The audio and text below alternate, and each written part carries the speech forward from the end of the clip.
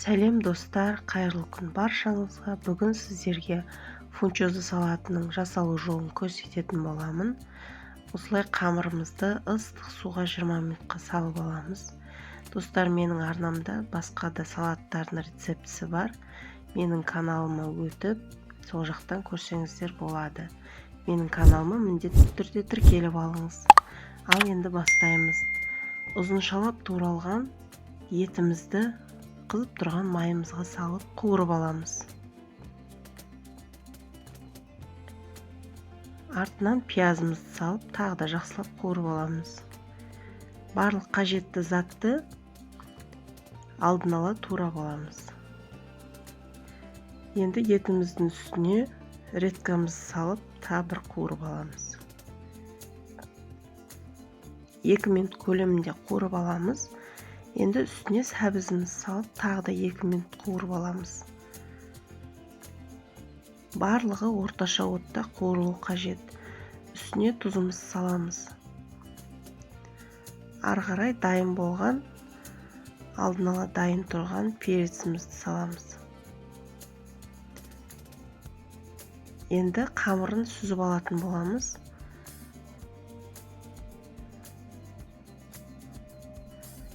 Фунчозаның қамыры әртүрлі болып келеді, сондықтан фунчоза оригинал деп алсаңыздар, қамырының дәмі де өзі де әдемі болып түседі.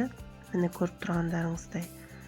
Енді өте ұзын болғандықтан, жеуге ыңғайсыз болғандықтан осылай арасынан кесіп шықтым.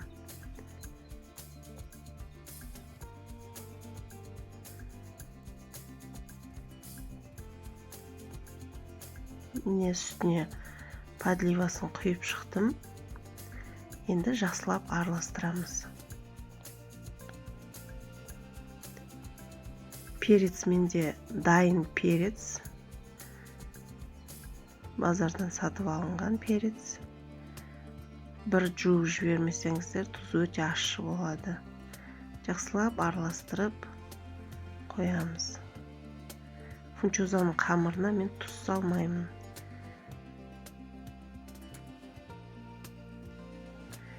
Міне біздің фунчозамыз дайын болды. Өте дәмді шықты. Достар, менің каналымда осындай нежный деген салаттың рецептісі бар. Сол жақтан толық нұсқасын көре аласыздар. Міндетті түрде менің арнама тіркеле кетіңіздер. Міне біздің фунчозамыз осымен дайын болды. Ас болсын, сіздермен болған Айдана.